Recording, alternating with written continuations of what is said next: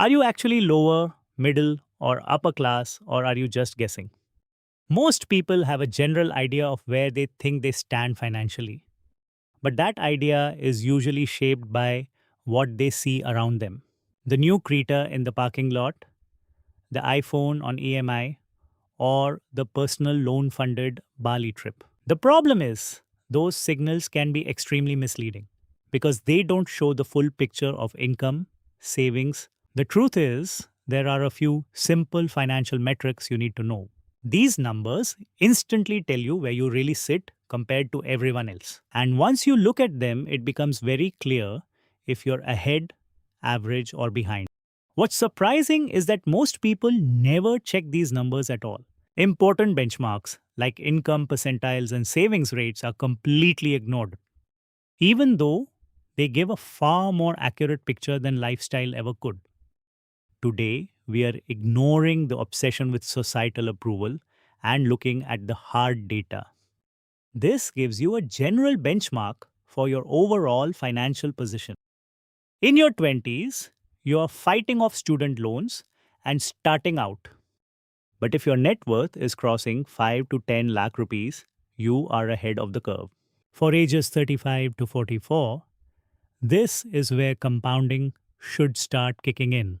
Here, the median urban target jumps closer to 30 to 50 lakh rupees. And by age 45 to 54, you are hitting your peak earning years. The benchmark for true upper middle class security pushes past 1 crore rupees. The pattern is simple. Wealth starts low early on and rises slowly. It generally peaks around retirement before easing slightly for living expenses. But here's the surprising part that traps millions of middle class Indians. These net worth figures include home equity, the house you live in. Home equity often makes up a massive chunk of total household wealth. Think of the uncle in a 3 crore rupees ancestral flat who struggles to pay his 15,000 rupees society maintenances. You cannot sell your balcony to pay for a medical emergency. It is completely illiquid. And don't forget the lockers full of family gold that you will never actually sell. And honestly, these net worth numbers don't grow that fast. A lot of that isn't even from people actively trying to build wealth. These numbers don't indicate active steps towards wealth, but an aimless progressions. If your liquid assets, like your mutual fund SIPs or direct equity, are growing, you're actually winning. When it comes to earnings, how much do you need to make to be above typical? In India, earning just 1 lakh rupees a month feels like a struggle in a metro city.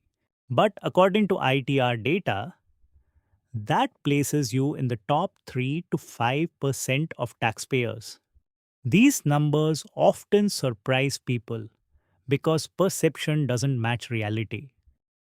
It can feel like your friends or coworkers are earning way more than you are, especially when you factor visible spending, like new cars and expensive lifestyles online. Because you don't see the bills, stress, and sacrifices behind the scenes. It leads you to believe their income is much higher than it probably is. Even with a double income IT household in Bangalore or Mumbai, the money vanishes. Why? Because they aren't just fighting Zomato habits. They are fighting 12% inflation and heavy 30% tax brackets. Add in an urban lifestyle that demands everything premium just to feel normal, and the money vanishes. It's called Parkinson's law of money. Our expenses will always magically rise to meet our income. So, a 2 lakh rupees salary vanishes just as fast as an 80,000 rupees one. This isn't an opinion. RBI data shows Indian household financial savings have hit a 50-year low. Our parents survived on 7% FDs, but education and medical costs now inflate at 12%. In practical terms, that means about 96% of average income is already being spent, and only a tiny fraction is actually going towards building wealth. That's nowhere close enough to fund a reasonable retirement. In your 30s, you become the sandwich generation, funding your kids while acting as your parents' retirement fund. This is where the system breaks. One major hospital admission without premium health insurance will wipe out your entire savings. Before we even talk about investing, insurance is the concrete basement of your wealth house. Adequate term life and a comprehensive family health insurance are absolutely non negotiable because many people are still trapped paying off heavy engineering or foreign education loans. Add it all up, and surveys show middle class Indians are officially drowning in a cycle of constant debt. In India, we call it living EMI to EMI. Trapped by no cost EMI, buy now, pay later apps, and lifestyle inflation. And as we saw, even into the six-figure range, higher income is often matched by higher spending. So, how do you actually escape this trap? You need a system that forces a massive buffer between what comes in and what goes out. Experts traditionally recommend investing around 15% of your income into mutual funds. But 15% is the bare minimum to survive. To actually build wealth in India today, your target needs to aggressively push towards 30%. That is before even thinking about savings for a home upgrade, a car, or travel. The secret is a wealthy habit called pay yourself first.